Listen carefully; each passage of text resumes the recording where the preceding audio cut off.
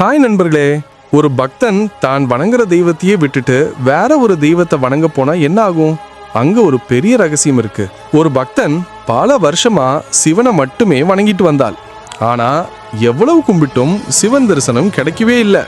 பக்தன், இத்தனை வருஷமா கும்பிட்டும் நீ வரலையா? எனக்கு உன் மேல கோபம் தான் வருது. கோபத்துல சிவபக்தியை விட்ட அந்த பக்தன் சிவலிங்கத்தை வீட்டு மாடியில வச்சுட்டு விஷ்ணு சிலையை வச்சு பூஜை செய்ய தொடங்கினான். ஒரு நாள் விஷ்ணுவுக்கு சாம்பிராணி புகை போடும்போது அந்த வாசனை மாடியில இருக்கிற சிவலிங்கத்துக்கு போக கூடாதுன்னு நினைச்சான். உடனே சாம்பிராணி புகை போற வழியில ஒரு துணியை வச்சு தடுப்பு கட்டினான். அந்த நொடியில தான் ஒரு அதிசயம் நடந்துச்சு. திடீர்னு சிவபெருமான் அவன் முன்னாடி தோன்றினார். பக்தன் அதிர்ச்சியில உறைஞ்சிட்டான். பக்தன், சுவாமி, இத்தனை நாளா உங்களை கும்பிட்ட அப்ப வரல, இப்போ விஷ்ணுவை பூஜை செய்யும் போது ஏன் வந்தீங்க? அதுக்கு சிவன் சொன்ன பதில் தான் இந்த வாழ்க்கையோட மிகப்பெரிய உண்மை.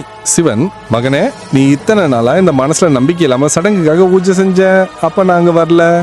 ஆனா சிவன், இன்னைக்கு மாடியில நான் இருக்கேன், சாம்பிராணி வாசனை அங்க போக கூடாதுன்னா நீ முழுசா நம்பி அந்த தடுப்பை கட்டினிய. அந்த நொடியில தான் நான் இங்க இருப்பதை நீ முழுசா உணர்ந்தாய். அவ்வளவுதான். நம்ம பூஜை எந்த கடவுளுக்கு செய்யறோம்னு முக்கியம் இல்ல, நம்ம மனசுல எவ்வளவு முழுமையான நம்பிக்கை இருக்குன்னு தான் முக்கியம். இந்த ரகசியம் பிடிச்சிருந்தா கமெண்ட்ஸ்ல ஓம் நம சிவாயன்னு சொல்லுங்க.